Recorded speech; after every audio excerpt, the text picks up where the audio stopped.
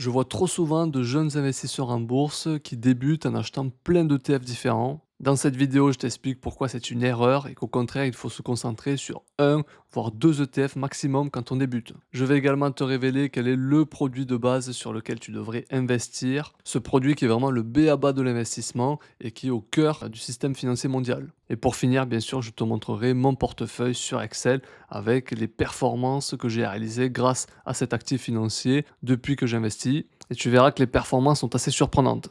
Je m'appelle Nathan Puech et j'aide les jeunes actifs à construire et développer un patrimoine financier sur le long terme. Donc si le domaine des finances personnelles t'intéresse, je t'invite à liker la vidéo et à t'abonner à ma chaîne YouTube. Ça permet de soutenir mon travail et m'encourage à continuer.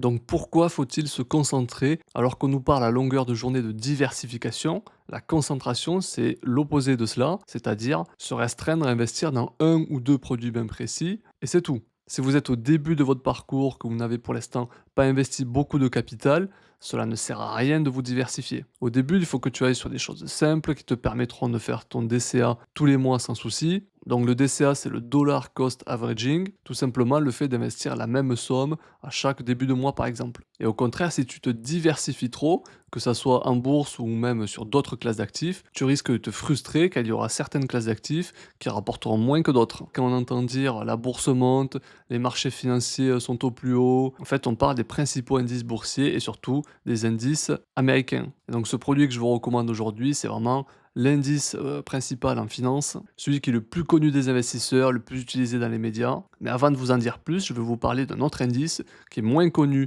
Il s'agit du Dow Jones Industrial Average et qui a été l'indice numéro un aux US pendant tout le XXe siècle. En fait, avant, quand on parlait de la bourse aux US, on parlait principalement de cet indice, le Dow Jones, qui rassemble les 30 plus grandes entreprises industrielles américaines. Et ça, je m'en suis rendu compte en lisant ce livre de Benjamin Graham, donc L'investisseur intelligent, qui a été écrit dans les années 1940. Donc la bourse à cette époque n'avait rien à voir avec celle d'aujourd'hui. Et en fait, à l'époque, on ne parlait que très peu du S&P 500, encore moins du Nasdaq. Le vrai et principal indice de la bourse américaine, c'était le Dow Jones. D'ailleurs, ce livre de Benjamin Graham est considéré comme l'un des meilleurs en finance. Il parle de sa thèse d'investissement qui est le value investing, c'est-à-dire investir dans des sociétés dont la valeur est décotée en bourse, donc grosso modo qui ont un price earning ratio faible. Pour ceux qui sont vraiment passionnés, je vous conseille vraiment ce bouquin. Donc on sait que le Dow Jones, c'est l'indice des valeurs industrielles, mais ce qu'on sait moins, c'est que finalement, depuis les années 2000, l'indice a beaucoup changé et s'est transformé pour faire entrer des nouvelles entreprises, notamment des entreprises de la tech. On peut voir ici la composition, donc tout simplement les 30 entreprises qui sont présentes dans le Dow Jones.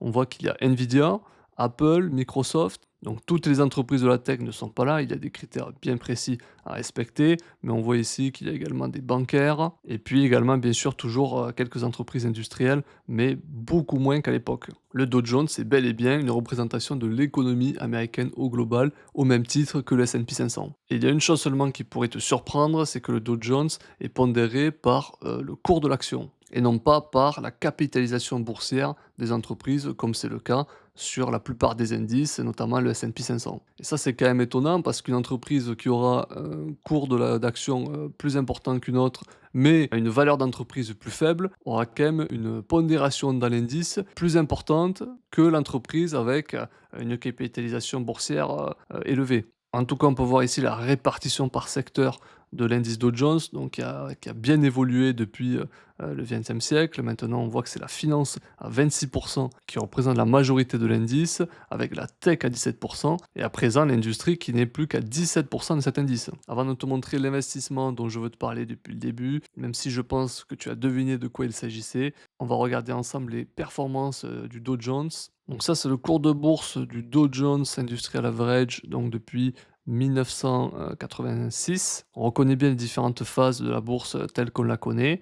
Et ce qui est intéressant, c'est de comparer donc avec l'indice S&P 500. Ici, donc, depuis pareil, les années 1990, on voit vraiment que les deux indices se comportent de la même manière. En rouge, tu as l'indice S&P 500 et puis en bleu, le Dow Jones.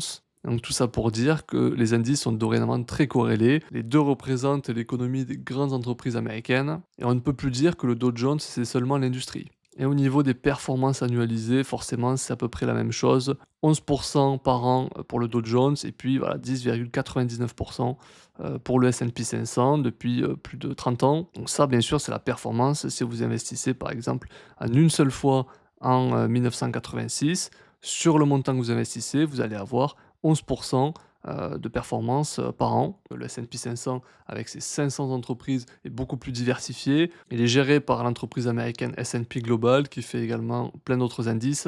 Et donc pour moi, c'est le B à bas de l'investissement. Si tu dois commencer par un ETF, c'est bien un ETF S&P 500. Car les États-Unis sont tout simplement le pays où les entreprises sont le plus prospères. Alors rien ne dit que dans le futur la tendance va se poursuivre, mais en tout cas pour le moment on voit que ce sont les entreprises qui ont le plus de potentiel, notamment dans la tech, qui est le secteur bien sûr qui attire le plus de valorisation. Donc pour l'instant rien ne laisse présager que d'autres pays, je parle en termes boursiers, puissent refaire le retard sur les US. Ça bien sûr c'est un autre débat qui mériterait une vidéo bien plus longue que ça. Vous pouvez voir toujours sur le site TradingView, donc je vous mettrai le lien en description, la composition du S&P 500, donc actuellement à 6600 points. Voilà, donc forcément, les premières positions sont les entreprises de la tech avec Nvidia, Apple, etc.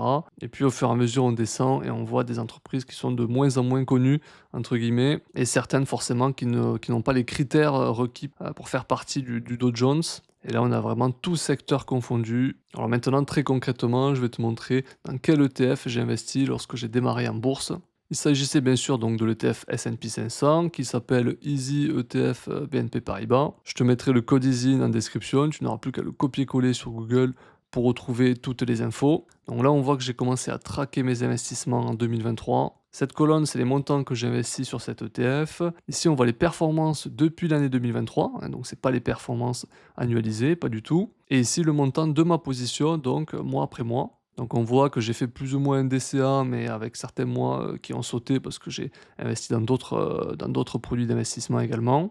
Et ce qui est intéressant de voir, c'est que mois après mois, là, vous voyez, on est en 2024, hop, on arrive en 2025, et les performances bon, fluctuent en fonction des cours boursiers, bien sûr, et on arrive au final, là, début 2026, à une performance de 43% depuis le début de l'investissement. Cette performance, bien sûr, n'est pas ma réelle performance, vu que j'ai investi en DCA. Ça aurait été ma réelle performance si j'avais investi tous ces montants-là le premier jour en 2023. Forcément, le fait de faire un DCA, donc d'investir tous les mois, lorsqu'il y a un marché haussier, comme ça a été le cas pour moi depuis 2023, cela lisse le point d'entrée. Et donc les performances sont plus faibles que si on faisait ce qu'on appelle le lump sum, donc d'investir tout d'un coup.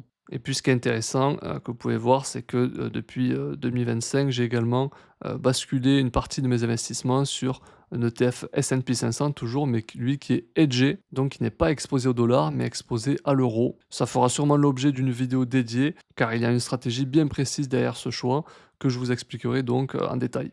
Voilà, je vous remercie. Si vous avez aimé cette vidéo, n'hésitez pas à la liker et à vous abonner surtout à ma chaîne. Dites-moi en commentaire si vous avez un ETF à choisir, lequel vous choisiriez. Et puis je vous dis à bientôt pour une nouvelle vidéo.